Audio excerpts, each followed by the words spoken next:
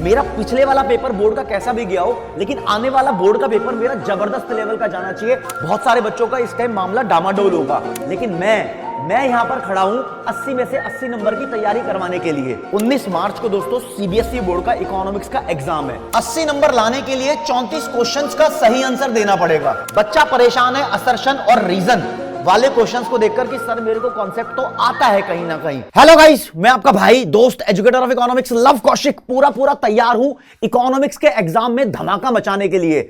इस टाइम में बच्चों को यह लग रहा होगा कि यार मेरा पिछले वाला पेपर बोर्ड का कैसा भी गया हो, लेकिन आने वाला बोर्ड का पेपर मेरा जबरदस्त लेवल का जाना चाहिए। मुझे अपना मैक्सिमम देना है ताकि मैं full out of full score कर पाऊं। बहुत सारे बच्चों का इस टाइम मामला डामाडोल होगा। वो चाहते हैं कि यार मेरे किसी भी तरीके से 80 में से 60 प्लस आ जाए, कुछ चाहते हैं कि 80 में से मेरे 70 प्लस आ जाए। देखो ये डिपेंड करता है स्टूडेंट टू स्टूडेंट पे कि उसका टारगेट क्या रहने वाला है। लेकिन मैं यहां पर खड़ा हूं 80 में से 80 नंबर की तैयारी करवाने के लिए। तो आपको कुछ बातें जाननी है कि इकोनॉमिक्स में तुम कैसे मचा सकते हो। 19 मार्च को दोस्तों सीबीएसई बोर्ड का इकोनॉमिक्स का एग्जाम है और हर एक बच्चा ये जानता है कि तुम्हें 80 नंबर लाने के लिए 34 क्वेश्चंस का सही आंसर देना पड़ेगा। जो तुम्हारे पास 34 क्वेश्चंस पूछे जाएंगे, इसकी एक बार कॉम्पोजिशन देखते हैं।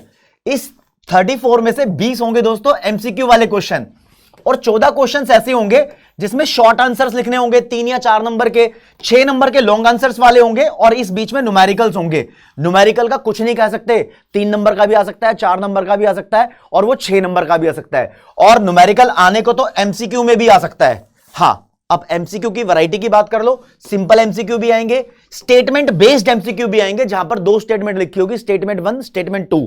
फिर आपको उसको रीड करना पड़ता है और बताओ कि वो ट्रू है या फॉल्स है। उससे रिलेटेड आपको 4 ऑप्शन देखने को मिलते हैं। बच्चा परेशान है असर्शन और रीजन वाले क्वेश्चंस को देखकर कि सर मेरे को कॉन्सेप्ट तो आता है कहीं ना कहीं, लेकिन असर्शन रीजन वाले मैं स्टेटमेंट पढ़कर थोड़ा कंफ्यूज हो जाता हूं कि कौन सा ऑप्शन सही होगा। इसका बिल्कुल रामबाण इलाज है थारे भाई के पास। Okay report. तो ये पूरी तुम्हारे पेपर की कॉम्पोजिशन है। जो 80 आउट ऑफ 80 की तैयारी कर रहा हो तो उसको ये सारी चीजें पता होनी चाहिए। इसके अलावा वो इस बात से भली भांति परिचित होना चाहिए कि एग्जाम में कहीं ना कहीं केस बेस्ड क्वेश्चन भी आएंगे। एक केस स्टडी गिवन होगी या फिर मान लो एक पैराग्राफ गिवन होगा, सिंपली उस पैराग्राफ से रिलेटेड आपसे क्वेश्चंस पूछे होंगे और हो सकता है कि पैराग्राफ में कोई एक ऐसी चीज मेंशन हो जिससे रिलेटेड आपसे क्वेश्चन पूछा हो और वो पैराग्राफ के अंदर पूरा डिटेल में ना गिवन हो। डिटेल में आपको कॉन्सेप्ट आना चाहिए, तो कॉन्सेप्ट आपको पता होना चाहिए। इमेज बेस्ड क्वेश्चंस भी तुम्हारे पेपर का पार्ट है और जो न्यूमेरिकल्स मैंने बताए हैं ये कितने भी नंबर में आ सकते हैं, 1 का भी, 3 का भी, 4 का भी, 6 का भी। तो इसके लिए वेल प्रिपेयर्ड कैसे होना है, मैं क्या करने वाला हूं दोस्तों, आपको एक बात बताता हूं। आपको मेरे साथ रहना है। मैं जो भी बच्चा भाई से पढ़ रहा है तो भाई को एक बात पता है कि मैंने अपना बेस्ट देना है और जो मुझसे पढ़ने वाले बच्चे हैं वो अपना बेस्ट देंगे ताकि हम अपने डिजायर्ड रिजल्ट्स अचीव कर पाए। मैं तो अपनी जान फूंक दूंगा ताकि फुल आउट ऑफ फुल बिल्कुल आपके नंबर आने चाहिए। लेकिन कहीं ना कहीं आपको भी पता है कि आप किस सिचुएशन में लाई करते हो, तो आपको अपना मैक्सिमम देना है ताकि आप मैक्सिमम मार्क्स एक्सट्रैक्ट कर पाओ, खींच पाओ अपने बोर्ड के पेपर में। देखो इकोनॉमिक्स की गारंटी की बात रही, मेरे कराई हुई चीजें मेरे साथ रहोगे तो बहुत मेरे को यकीन है कि बहुत अच्छा रिजल्ट आप ले पाओगे। तो ठीक है जी दोस्तों, देखते न्यूमेरिकल सेशंस लेंगे क्या लव सर? जी हाँ, न्यूमेरिकल सेशन लेंगे। बच्चे को लगता है कि भैया मेन में नेशनल इनकम का न्यूमेरिकल आता है पेपर में, या न्यूमेरिकल आ जाएगा मल्टीप्लायर का, determination of income and employment से। राज्य अभी थोड़ा दिमाग लगाओ, गवर्नमेंट बजट से भी न्यूमेरिकल आते हैं, fiscal deficit, primary deficit, revenue deficit के न्यूमेरिकल आने को तो बीओपी से भी न्यूमेरिकल आ जाएगा, बैलेंस ऑफ ट्रेड का, और आना हुआ न्यूमेरिकल तो मनी एंड बैंकिंग से भी आ जाएगा, मनी मल्टीप्लायर और क्रेडिट क्रिएशन का। तो यार ये सब न्यूमेरिकल्स तुम कैसे कवर करोगे? भाई थारा सेशन लेगा, बिल्कुल ओके रिपोर्ट। मैराथन होंगी क्या सर? जी हां, आपके लिए 2 मैराथन प्लान की है, full fledge Indian economic development कराऊंगा और एक में मैक्रो इकोनॉमिक्स कराऊंगा, ताकि दोनों की अलग अलग मैराथन तुम्हारे भेजे के अंदर एक अलग ही पिक्चर क्रिएट कर दे कि हाँ भाई इस दिन मेरी इंडियन हुई है, इस दिन मेरी मैक्रो हुई है। और बच्चे बोलेंगे सर मोस्ट इंपॉर्टेंट क्वेश्चन भी बताओगे क्या? अरे क्वेश्चन नहीं, क्वेश्चन बताऊंगा, उसका आंसर कैसे लिखना है और फर्रे बांट दूंगा कि पेपर में आएगा तो आंसर ऐसे लिखना है। बस उन फर्रों को चीटिंग के तौर पे एग्जाम में लेकर मत जाना, घर बैठ के तैयारी कर लेना, याद कर लेना, भाई बेड़ा पार हो जाएगा आपका। बढ़िया तरीके से प्रिपरेशन हो जाएगी, बहुत बढ़िया तरीके से मचाने वाले हैं। बीच में जब मैं आपको पढ़ा रहा हूंगा, आप पूरा समय मेरे साथ दे रहे होंगे, तो मैं भी आपके समय की वैल्यू रखता हूं। बीच में आपको यह भी दिखता रहेगा कि एग्जाम में क्वेश्चन आएगा तो मुझे आंसर लिखना कैसे है, कैसे वो पॉइंट वाइज आंसर फ्रेम होगा। कभी कभी क्या होता है ना, बच्चा क्वेश्चन पढ़ लेता है और उसका आंसर लिखने लग जाता है, धड़ धड़ धड़ धड़ धड़ धड़ धड़ धड़ बहुत सारा लिख देता है, फिर उसके पास टाइम नहीं बच पाता। यार मैंने तो इस क्वेश्चन का आंसर बहुत ज्यादा ही एक्सप्लेन कर दिया, तो अब मैं आने वाले क्वेश्चंस के आंसर लिखने में टाइम को कैसे मैनेज करूं, पेपर के अंदर ही फंस जाता है। और काफी बार क्या होता है, एक क्वेश्चन को पढ़ के सोचता रहता है, अटक जाता है वहां पर।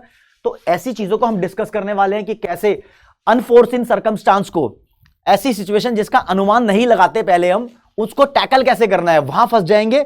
तो भैया उन चीजों को सोल्यूशन क्या होगा।